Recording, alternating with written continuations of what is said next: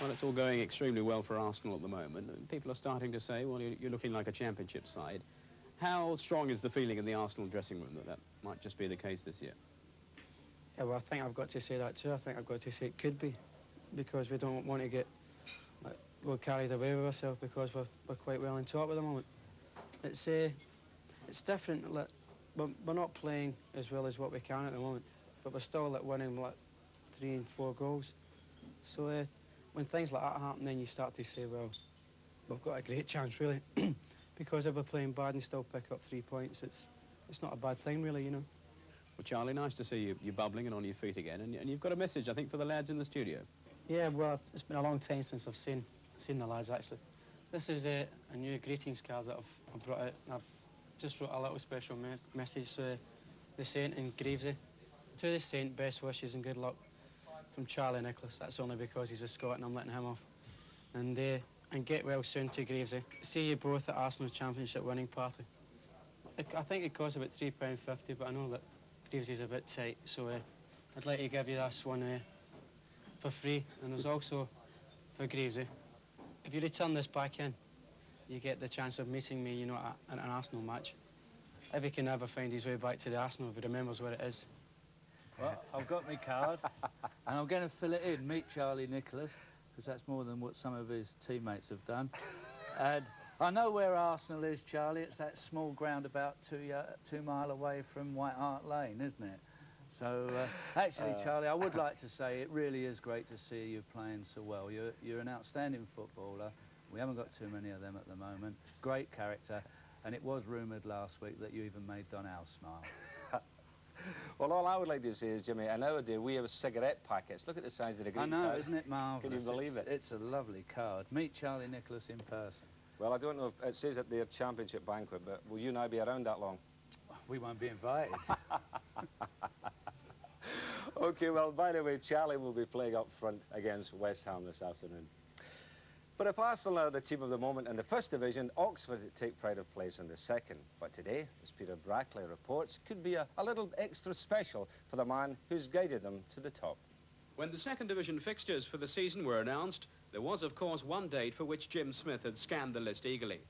However hard he endeavours to play down his return to the club that sacked him, the man whose inspired leadership has helped Oxford to the second division summit with the adventure and style his dressing room slogans demand, knows he can't dismiss this as just another game.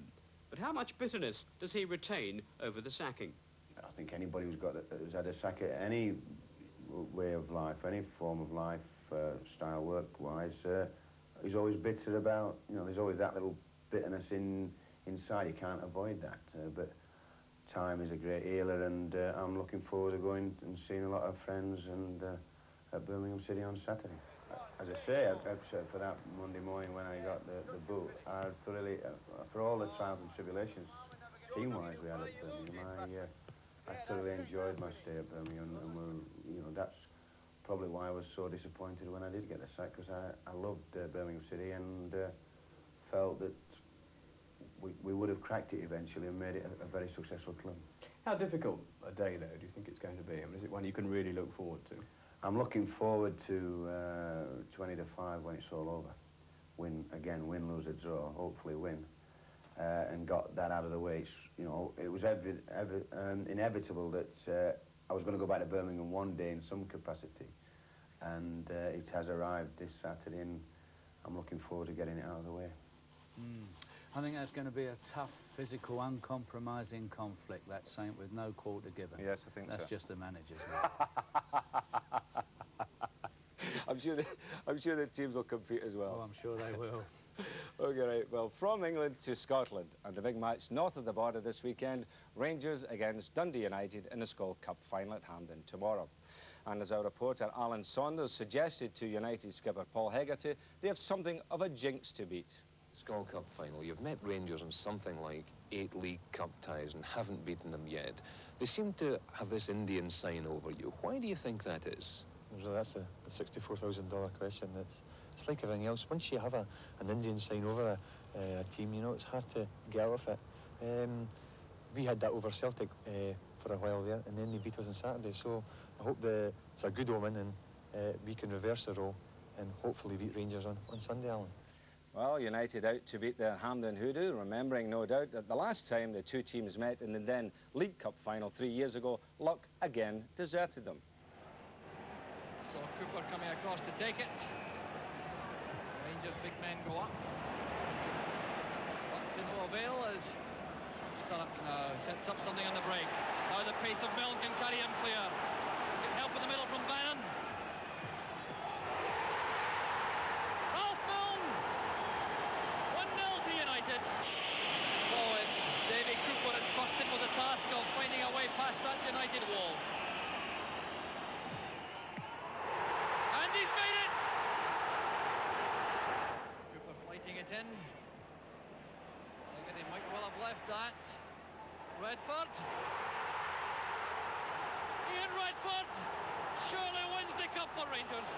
Well, that should be quite a game tomorrow at Hampden Park. And Rangers, by the way, Jimmy, that's your tip for the championship in Scotland this year. Well, next week we'll have a look at all our bets and see how we're doing. Oh, good. Okay. Yes. Well, just a reminder of one game played this morning, and that was Leicester 5, Aston Villa 0. So quite a bit of a roasting there for the Villa. Yeah. OK, well, that's all we have for today from Jimmy and I. Join us again next week. But what else do you have on the programme for us this afternoon, Dickie? Well, thanks, lads. This is how we plan to entertain the viewers this afternoon. We have international horse racing coming up next. Those are the two big internationals, the Washington, D.C. and the Rothmans, and that is followed by the first leg of today's ITV4 from Doncaster. Then we have the Chicago Marathon. That's the world's ever fastest marathon, won by Steve Jones from Wales. Then we go back to Doncaster for the 2 o'clock. Our first visit to Gateshead for international boxing is for the fight between the unbeaten heavyweight Glenn McCrory and America's Tony Valesco. And then we return to Doncaster for the third and fourth legs of the ITV4. The fourth leg, the big race there, the William Hill Futurity Stakes. Then we go back to Gateshead, and there the big event is the fight between Joe Frazier Jr. and Peter Eubanks. That's at light welterweight. The half-time roundup follows at 3:45. Today we have two quarterfinals from the Grand Prix Challenge Wrestling, and at 4:45 we have the results.